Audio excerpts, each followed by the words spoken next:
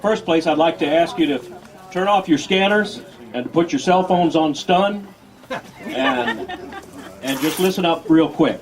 I know a lot of you, in fact, every one of you are just like me. You showed up at this place. Maybe you heard about it somewhere. Maybe you read about it on the internet, or maybe a long time ago you just stumbled on it. Kidnapped by aliens and brought here. That's exactly right. The alien butt roast may be attractive. But we all got here the same way.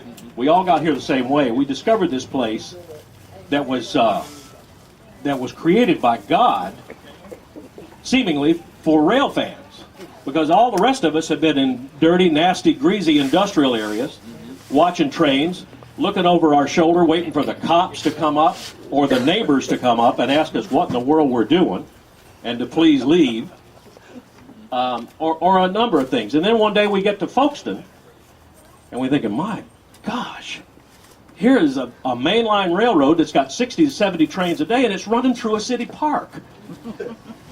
And we discovered a great place here.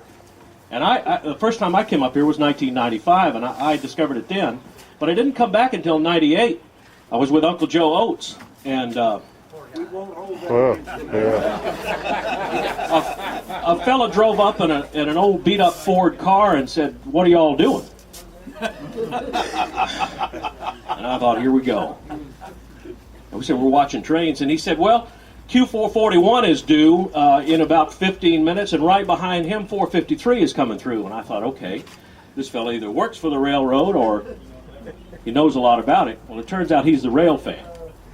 And he's the ultimate rail fan that I've ever met. And he is the element that makes this the greatest train watching place on the planet. Here, here!